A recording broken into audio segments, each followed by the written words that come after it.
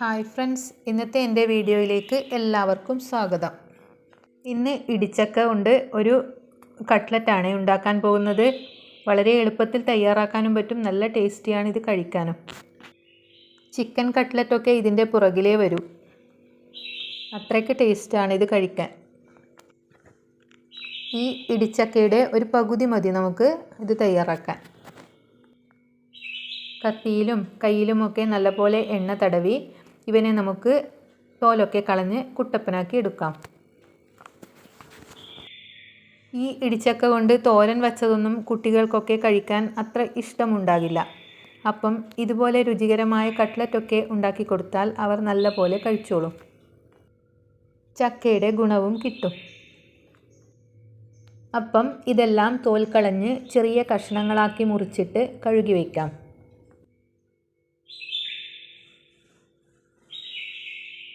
ഇനി കുക്കറിൽ 2 വലിയ ഉരുളക്കിഴങ്ങ് കഴുകി വൃത്തിയാക്കി അല്പം വെള്ളമൊഴിച്ച് പുഴുങ്ങാൻ വയ്ക്കാം.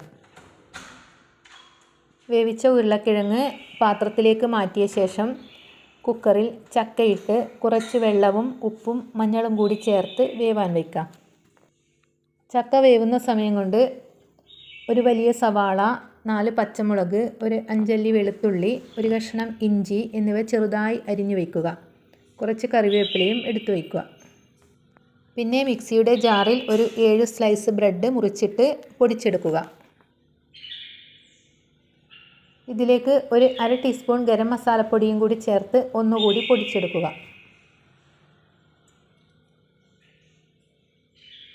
ഇനി വേവിച്ച ചക്ക ഒരു പാത്രത്തിലേക്ക് മാറ്റി നന്നായി ഉടച്ചെടുക്കുക. ഉരുളക്കിഴങ്ങും തൊലി കളഞ്ഞ് നന്നായി ഉടക്കുക. ഉരുളക്കിഴങ്ങ് നല്ല പോലെ പൊടിയണം. ദാ ഇങ്ങനെ. ഇനി ഒരു 2 മുട്ട പൊട്ടിച്ചൊഴിച്ച് ഒരു നുള്ളു ഉപ്പും 1 ടേബിൾ സ്പൂൺ കടലപ്പൊടിയും ചേർത്ത് നന്നായി യോജിപ്പിച്ച് മാറ്റിവെക്കുക.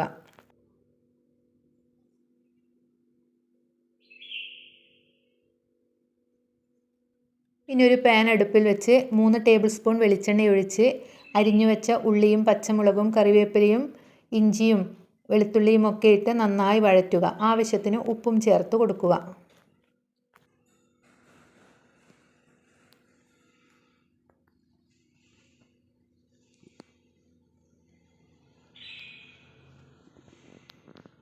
തീ കുറച്ച് വെച്ച് 1 ടീസ്പൂൺ മഞ്ഞൾപ്പൊടി, 1/2 ടീസ്പൂൺ മുളക് പൊടി, 1 ടീസ്പൂൺ കുരുമുളക് പൊടി, 1/2 ടീസ്പൂൺ ഗരം മസാല, 1/2 ടീസ്പൂൺ പെരുംജീരകപ്പൊടി എന്നിവയും ചേർത്ത് നന്നായി വഴറ്റി കൊടുക്കുക.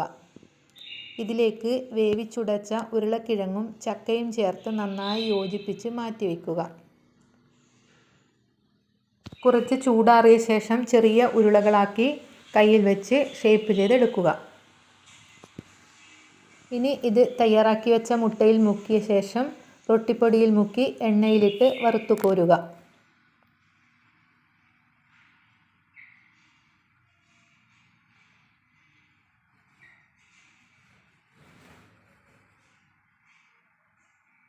ഇത്രയേ ഉള്ളൂ, നല്ല സ്വാദുള്ള കട്ട്ലറ്റ് റെഡിയായി.